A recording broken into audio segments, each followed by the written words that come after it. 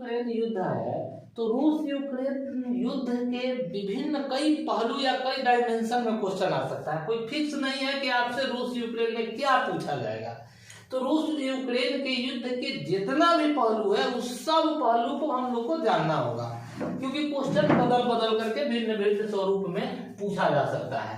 तो रूस यूक्रेन युद्ध के वर्तमान कारण क्या है, वर्तमान समय में। ऐसा तो पुराना कारण बहुत सारा हो सकता है, लेकिन वर्तमान में जो कारण है उस पर हम लोग चर्चा करेंगे। और उसके बाद में इसका पृष्ठभूमि क्या रहा है, प्राचीन इतिहास इसका क्या रहा है, और क्यों इन दोनों के बीच में तनाव की स्थिति आज बनी हुई है, और क्यों जो है ना पूरा दुनिया इसके चक्कर में लगा हुआ है, इस पहलू पर भी हम लोग चर्चा करेंगे। और उसके बाद में विश्व पर क्या प्रभाव पड़ा है रूस यूक्रेन युद्ध का, मतलब ये कैसा युद्ध है कि पूरा दुनिया को लपेट रहा है, और भारत पर इसका क्या प्रभाव पड़ा है, सकारात्मक प्रभाव क्या है भारत के लिए, नकारात्मक प्रभाव क्या है भारत के लिए, या अन्य देशों की इसमें दिलचस्पी है तो क्यों है, उसके बाद में निष्कर्ष क्या है।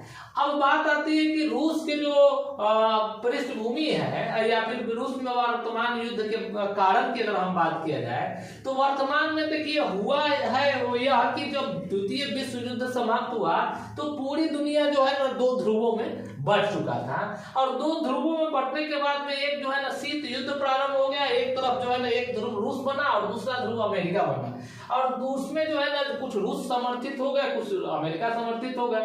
1922 ईस्वी में रूस जो है जब सोवियत संघ बना तो उसमें यूक्रेन भी सोवियत संघ में शामिल हो गया। और वैसे प्राचीन अगर 1000 वर्ष पहले अगर जाया जाए तो उस समय किन रूसी साम्राज्य था, वो किन रूसी साम्राज्य का ये जो है रूस और यूक्रेन अंग था। तो वो उसके बाद में बहुत सारे परिवर्तन हुए, लेकिन प्रथम विश्व युद्ध में भी रूस के साथ यूक्रेन शामिल हुआ था। और उसके बाद में जो 1922 ईस्वी में शामिल हो गया आपका सोवियत संघ में, क्योंकि अगर शीत युद्ध में जो है ना दुनिया दो गुटों में बटा तो कुछ जो है गुट जो है रूस के साथ चले गए, कुछ गुट जो है ना अमेरिका के साथ चले गए। अमेरिका नाटो बनाया और नाटो के ग्रुप बना करके यह कहा कि भैया जो नाटो के किसी भी सदस्य पर अगर हमला होता है तो एक किसी कमजोर देश पर भी हमला होगा तो सब पर हमला माना जाएगा और सभी एकत्रित होकर के हम इससे मुकाबला करेंगे। दूसरी बात है कि अब जो है इसका पृष्ठभूमि क्या है, तो पृष्ठभूमि यह है, पहला तो यह कि मतलब अगर रूस की देखा जाए तो रूस सोवियत संघ में रहा, और सोवियत संघ में रहने के बाद में रूस बहुत तेजी से तरक्की किया। आर्थिक संकट 1929-30 के भी प्रभाव इस पर नहीं पड़ा, और रूस जो है ना तेजी से विकसित हुआ। और जहां विकसित देश जब तेजी से जो विकास होता है तो उसकी आकांक्षाएं बढ़ जाती है, उसको आजादी की इच्छा बढ़ जाती है। और रूस में कुछ 80 से 90 के दशक खाड़ी युद्ध तथा अन्य कारणों से, रूस में भ्रष्टाचार वगैरह के कारणों से सोवियत संघ का विघटन हो गया 90 में। और 90 में विघटन होने के बाद में यह पूरी दुनिया को एक ध्रुवीय माना गया, और माना गया कि अभी वर्तमान समय में एक जो है ना अमेरिका शक्तिशाली रह चुका है, अब बचा हुआ है। और लगभग देशों में जो है ना पूंजीवादी अर्थव्यवस्था या उसी तरह के, जैसे भारत में भी 1991 में LPG लागू किया गया, उदारवादी वैश्वीकरण की नीति अपनाया गया भारत में भी निजीकरण का, और लगभग अमेरिका के फॉलोअर जो है ना अधिकांश दुनिया के देश बने। रूस के जो विघटन हुआ 91 में 15 देश उससे अलग हुए, तो उन लोगों में भी अमेरिकी विचारधारा हावी हो गया।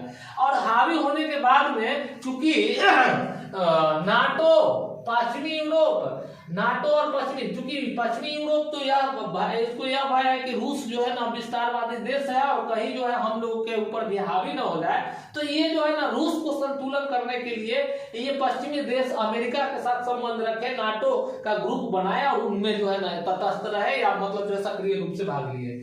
लेकिन जो दूसरा गुट आपका अगर रूस की देखा जाए तो रूस की अपनी महत्वाकांक्षा है 91 के जो रूस की जो सोवियत संघ जो था वो गौरव को पुनः जो है प्राप्त करने की इच्छा मतलब जाहिर किया। दूसरी बात है कि जो सोवियत संघ के जितने पार्टनर थे, जो 15 देश अलग हुए थे, धीरे धीरे अमेरिकी गुट में शामिल हो गए। अमेरिकी गुट में शामिल हो गए तो इसको रूस को अपना जो है ना खतरा महसूस होने लगा कि सारा मेरा पड़ोसी जो है ना नाटो के सदस्य बन जाएगा, तो एक तो पहले से ही हमारी दुश्मनी है, तो ऐसी स्थिति में जो है हमको दबा दिया जाएगा। उसके बाद जो है रूस का जो है ना सोवियत संघ की मानसिकता का गौरव जो दोबारा प्राप्त करने की इच्छा है कि भाई हम अगर यूक्रेन को मिला लेते हैं। देखिए अगर यूरोप को पूरा देखा जाए तो यूरोप में 40 लाख जो है वर्ग किलोमीटर क्षेत्रफल जो है केवल रूस का है, और उसमें यूक्रेन जो है ना दूसरा सबसे बड़ा देश है और इसका लगभग 6 लाख वर्ग किलोमीटर क्षेत्रफल है। पूरे यूरोप के क्षेत्रफल का लगभग 6% है। दूसरा बड़ा देश भी है। और दूसरा बड़ा देश के अलावे अगर इसकी जो है ना मैप वाला स्थिति देखा जाए तो अगर यहाँ पे यूक्रेन है तो यहाँ पे यूक्रेन है तो इस साइड से रूस है, यहाँ भी रूस है, उसके बाद में यहाँ भी रूस है, इधर आपका बेलारूस हो गया, इधर आपका जो है मालडोवा हो गया, उसके बाद में जो है आपका इसके अलावे जो है पोलैंड हो गया, हंगरी हो गया, ये सारा देश जो है ना ये आसपास में देश में बसा हुआ है। नीचे जो है आपका इसका काला सागर है और यूक्रेन के बगल में यहाँ क्रीमिया, ये है आपका क्रीमिया और इस पर जो है रूस कब्जा कर चुका है। अब कैसे किया है वर्तमान में जो जब विवाद को स्थिति को हम अध्ययन करेंगे तो इस बात को समझेंगे। तो ये इसकी स्थिति है, ये अन्य यूरोपीय देशों से, ये जो यूरोप हो गया ये अन्य यूरोपीय देशों का बफर जोन के बफर स्टेट के रूप में काम करता है। इन देशों से सुरक्षा या रूस के जो है ना रूस अपनी जो है बफर जोन में, अगर रूस अपना तरफ यूक्रेन को बनाए रखना चाहता है, ये पश्चिमी यूरोपीय देश ये अपना जो है बफर जोन बनाए रखना चाहता है। किसी भी तरह से जो है ना दोनों तरफ से यह प्रयास किया जाता है कि रूस यूक्रेन हमारे प्रभाव में रहे। और खुद यूक्रेन भी लगभग पश्चिमी राष्ट्रों के प्रभाव में ही रहना चाहता है। और खास करके अगर 2013-14 की स्थिति में देखा जाए तो ऐसी स्थिति में अब यहाँ पे हुआ कि वर्तमान में विवाद क्या हुआ। तो 2004 की अगर हम बात करें तो 2004 में जब वहां के समर्थित एक रूस के जो यहाँ जो यूक्रेन की आबादी है, यूक्रेन की आबादी में जो है लगभग 17.3% आबादी जो है ना रूसी प्रभाव के अंतर्गत आते हैं। यानी कि अगर मुख्य रूप से कहा जाए कि पूर्वी यूक्रेन जो है ना रूस प्रभाव वाला देश है। ये लोग जैसे भारत, बिहार और नेपाल के बेटी रोटी संबंध की बात होती है उसी तरह से इनकी संबंध है। यहाँ की जो है संस्कृति, यहाँ की भाषा, यहाँ की रहन सहन, यहाँ के धर्म, ये सारे जो है ना रूस से मिलता है। और इन लोगों का मतलब जो है झुकाव हमेशा जो है पूर्वी यूक्रेन का रूस की तरफ रहा है और पश्चिमी देश का जो है झुकाव हमेशा जो है पश्चिम की तरफ रहा है। तो ये इस कारण जो है विवाद का एक कारण जड़ है। तो अब हुआ यह कि जब रूसी प्रभाव के राष्ट्रपति जो है 2004 में बने तो यूक्रेन में विरोध प्रदर्शन होने लगा। और जब काफी विरोध प्रदर्शन हुआ तो सरकार में से उनको प्रधान राष्ट्रपति के पद से हटा दिया गया। लेकिन 2010 में जो है क्या हुआ कि दोबारा वही जो है क्या हुआ कि राष्ट्रपति दोबारा जो है ना पूरा हुआ चुन लिए गए। और उसके बाद में इन लोगों ने मतलब जो राष्ट्रपति चुने गए उनका झुकाव फिर पश्चिमी देश में न होकर के रूस की तरफ गया। और रूस की तरफ जाने के बाद में इन देशों के साथ से जो व्यापारिक संबंध थे या अन्य संबंध जो है ना को त्याग दिए और रूस के साथ संबंध को अपने बढ़ाए। पुनः जो है ना विरोध प्रदर्शन चालू हो गया और उसके बाद में जो है ना क्या हुआ कि दोबारा जो इनको राष्ट्रपति के पद से हटना पड़ा। तो ऐसी स्थिति वहां पे जब बढ़ गई, जब जैसे इसको हटा दिया गया दोबारा राष्ट्रपति के पद से, रूस जो है ना प्रतिक्रिया में क्या किया कि जो ये आपका क्रीमिया था, इस क्रीमिया पर जो है ना क्या किया कि कब्जा कर लिया। अब क्रीमिया की जो स्थिति है, क्रीमिया की स्थिति भी बहुत जो है ना लोकेशन ऐसा जगह पर है कि यूक्रेन के साथ जो क्रीमिया लगा हुआ है और क्रीमिया के बगल में ये जो है काला सागर है। अब ये क्रीमिया पर कब्जा होने के बाद में जो है काला सागर पर जो है अपना अधिकार हो जाता है। काला सागर से मरमरा सागर होते हुए भूमध्य सागर पर भी अपना दबदबा प्राप्त हो जाता है। और काला सागर के अगल बगल में जितने भी देश हैं उन सब पर दबदबाया रूस का कायम हो सकता है। इन तमाम जो है ना सामरिक महत्व को देखते हुए रूस को 2013 में ही जो है क्या किया क्रीमिया पर कब्जा कर लिया। कब्जा करने इधर जो है ना चूंकि नाटो कई देश जो है ना जो रूस के सोवियत संघ से विघटित हुआ था तो नाटो के सदस्य बन चुके हैं। रूस कहा स्पष्ट तौर पर कि हम रूस मतलब यूक्रेन पर हमला नहीं करेंगे। वर्तमान 2022 की घटना है कि वहां पे जो 13 में जैसे जैसे ही क्रीमिया पर कब्जा हुआ तो बाकी जो रूसी समर्थक लोग थे ये डोनबास के क्षेत्र में क्या किए कि डोनबास के क्षेत्र में जो है इन लोगों ने दो बड़े क्षेत्रों पर कब्जा कर लिया। लुहानस्क डोनबास जो है डोनबास तो पूरा क्षेत्र का है, लुहानस्क और एक और क्या नाम है डेनेस्टॉक जो है ना पर कब्जा इन लोग कर लिया। और ये अलगाववादी गुट था, इन लोगों ने कब्जा कर लिया। कब्जा करने के बाद में ये जो है ना रूस की तरफ जाना चाह रहा था। अब रूस जो है इन लोगों को क्या किया कि स्वायत्तता प्रदान किया, स्वायत्तता प्रदान किया और कहा कि भैया या तो तुम नाटो के सदस्य नहीं बनो, अगर नाटो के सदस्य बनोगे तो हम लोग इसके स्वायत्तता, चूंकि ये रूस के समर्थक है या रूसी संस्कृति से मिलता जुलता है तो इन लोगों का जो है ना सुरक्षा करना, मदद करना, शांति कायम करना था कि हम शांति सेना भेजेंगे और इसकी स्वायत्तता को बहाल रखेंगे। और रूस इसका समर्थन किया और 24 फरवरी को जो है ना युद्ध की घोषणा कर दिया और इधर युद्ध प्रारंभ हो गया। जेलेंस्की 14 में जो है राष्ट्रपति बने थे और वो जो है ना उनका झुकाव पश्चिमी राष्ट्र की तरफ था, यूरोपीय राष्ट्र की तरफ था, तो उन लोगों से समर्थन प्राप्त करना चाह रहे थे। ऐसी स्थिति में रूस और यूक्रेन के युद्ध आरंभ हो गया और उसका जो है वैश्विक प्रभाव रहा। तो हम जो है ना रूस के यूक्रेन के वर्तमान युद्ध के कारण पर चर्चा की और पृष्ठभूमि इसका क्या रहा है उस बात पर चर्चा की। अब इसको जो है ना 4 पॉइंट दे देंगे कि वर्तमान में ये 4 कारण है जिसके कारण जो है ना क्या हुआ कि मतलब जो है युद्ध रूस और यूक्रेन में मतलब बना रहा। पृष्ठभूमि की चर्चा कर देंगे कि भाई जो है ना इसकी भौगोलिक स्थिति जो बफर जोन की तरफ इस्तेमाल करना, दूसरा जो है ना सोवियत संघ के पहले की स्थिति जो है क्या थी कि मतलब पूरा दुनिया 2 ध्रुवों में बटा था, उसके बाद में इसका विघटन हुआ, रूस कमजोर हुआ, ये पुराना गौरव प्राप्त करना चाह रहा है। और जो है ना यूक्रेन के जो है ना पश्चिमी राष्ट्र के तरफ जो है ना झुकाव हुआ और कुछ अलगाववादी गुट हैं जो पूर्वी यूक्रेन के लोग हैं जो मतलब रूस के तरफ जो है ना अपना झुकाव रखना चाहते हैं। इन तमाम परिस्थितियों के कारण युद्ध आरंभ हो गया और उसके बाद में अब विश्व पर क्या प्रभाव पड़ा तो सुनिए। देखिए विश्व पर प्रभाव को अगर हम पॉइंट वाइज देखेंगे तो यह देखेंगे कि भैया जो है रूस जो है रूस में है क्या, तो ये तीसरा नंबर पर है आपका, तीसरा नंबर पर आपका गैस में है, गैस के उत्पादन में तीसरा नंबर पर, और तीसरा नंबर पर ही कोयला में है, कोयला में भी तीसरा नंबर पर। दूसरा ये मतलब तीसरा नंबर पर ही लगभग तीसरा या दूसरा भी कह सकते हैं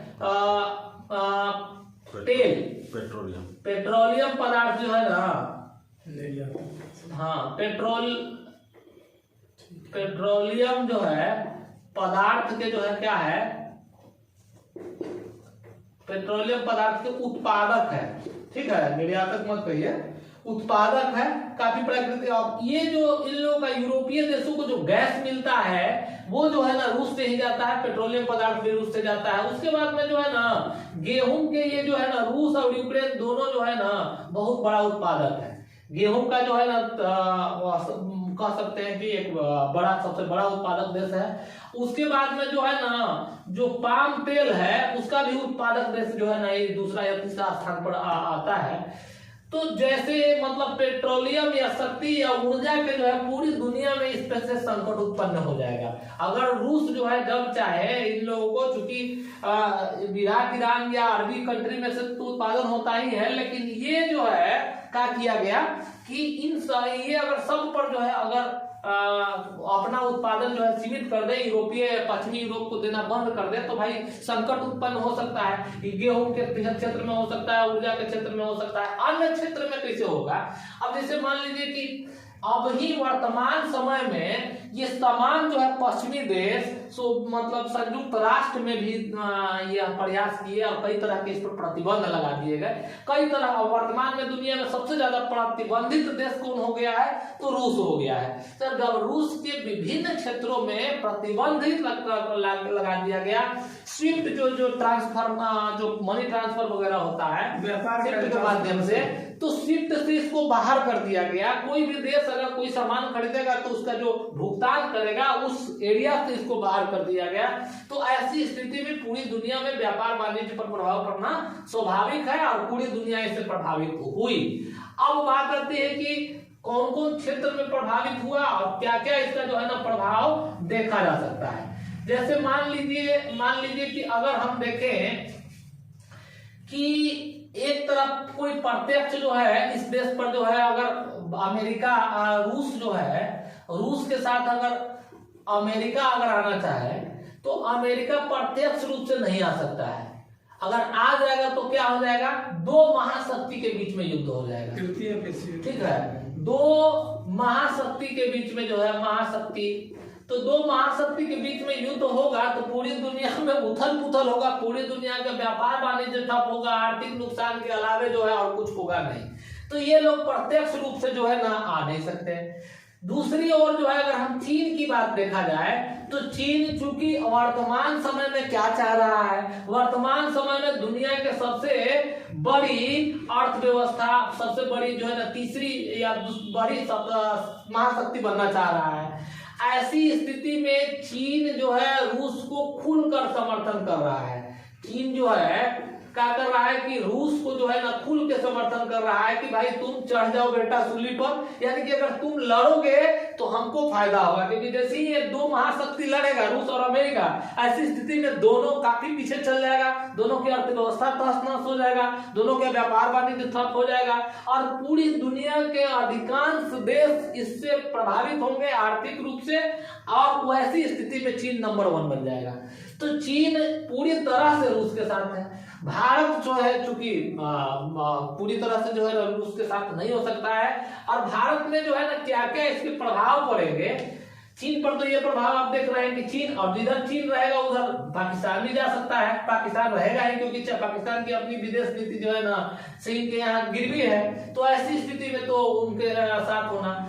अब देखिए भारत के जो है ना समस्या आ जाएगा या भारत में प्रभाव पड़ेगा तो ये जो है पड़ेगा आपका जो है भारत के विदेश नीति पर प्रभाव पड़ेगा। भारत की विदेश नीति पर प्रभाव पड़ेगा। विदेश नीति पर यह प्रभाव पड़ेगा कि रूस जो है कई बार वीटो पावर का प्रयोग करके भारत का सुरक्षा प्रदान किया है और कई मोर्चों पर जो है 6 बार जो है भारत को प्रत्यक्ष रूप से जो है ना रूस मदद किया है, खुलकर समर्थन किया है युद्ध एवं अन्य विशेष परिस्थिति में। और ऐसी स्थिति में भारत से अपेक्षा कर सकता है रूस की भाई आप भी मेरे समर्थन में खुल करके आए। दूसरा जो है बात आती है कि जो आपका रक्षा मसौदे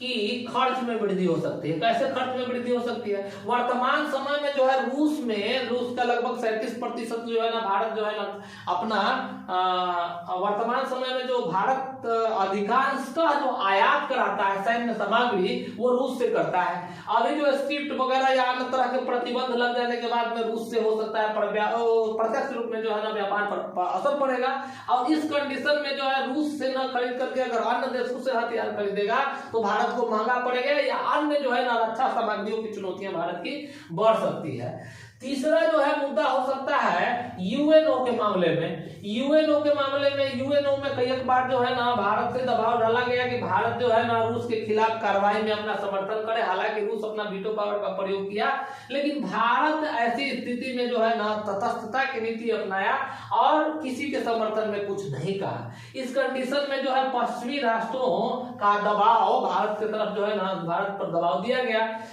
और दूसरी बात है कि यूएनओ की जो सदस्यता या यूएनओ में भारत